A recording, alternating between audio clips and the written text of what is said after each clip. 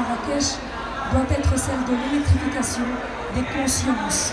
C'est la COP où les consciences doivent être bousculées depuis ce pays, ce Maroc en passe de devenir leader mondial en matière d'énergie renouvelable, grâce notamment au complexe solaire que vous connaissez, Nour 1, 2 et 3. Parce que cette COP n'est pas seulement la COP des partis, elle est d'abord et avant tout celle de l'avenir de notre humanité. Elle concerne les hommes, elle concerne les femmes, chacune et chacun de nous. Elle ne doit pas être la chasse gardée de structures et d'un système patriarcal qui trop souvent oublie la dimension genre.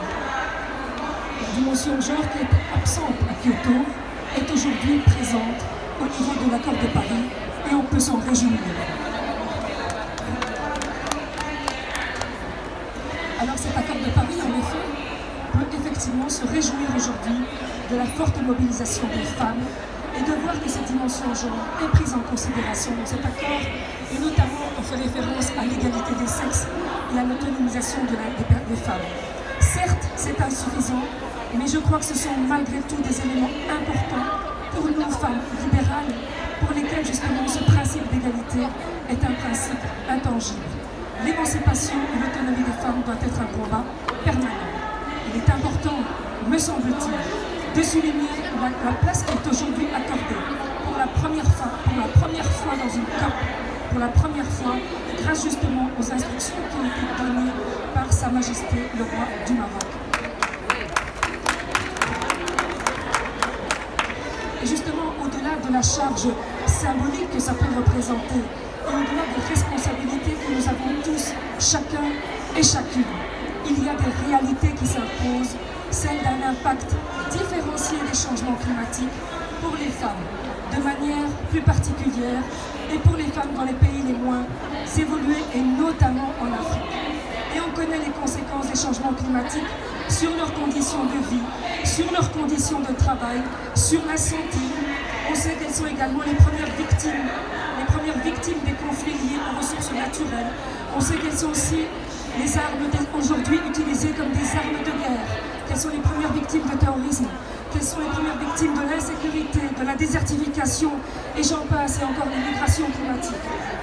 Et donc, me semble-t-il que face à ces nombreux défis, la transition énergétique ne pourra pas se faire sans la prise en considération de l'impact différencié sur le genre et l'objectif de 100 milliards de dollars par an de compensation financière pour soutenir cette transition énergétique pour les pays les plus vulnérables doivent en priorité être orientés vers le genre. Même si l'on sait qu'il s'agit là d'une goutte d'eau dans un océan de besoins, ce sont d'abord, à mon avis, les femmes sur lesquelles il faut miser. Il faut miser sur l'éducation, il faut miser sur l'enseignement, sur l'engagement des femmes. Un engagement aussi au sein de la COP. Alors aujourd'hui, l'Afrique doit se saisir de cette crise climatique pour s'engager vers une révolution énergétique qui, à mon avis, est la meilleure des opportunités pour que le continent puisse enfin s'émanciper et se développer durablement. Et au-delà de la coopération Nord-Sud, doit émerger une véritable coopération Sud-Sud. Le Maroc, vous le savez, a emboîté le pas.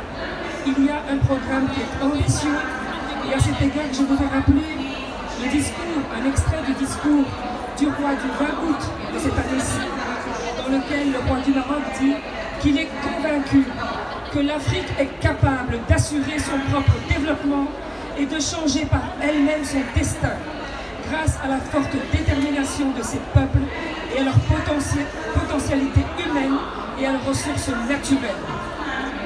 Marrakech,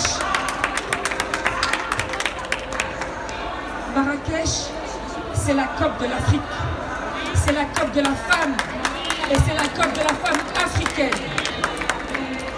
Et je ne voudrais pas conclure sans avoir une pensée aussi pour les femmes des diasporas, et je pense qu'il y en a beaucoup ici, qui militent justement pour le développement des pays d'origine, parce qu'elles savent très bien, elles sont passées par des conditions parfois extrêmement difficiles, et elles sont aujourd'hui des vecteurs et des ponts le futur et l'avenir de notre humanité et surtout l'avenir de l'Afrique.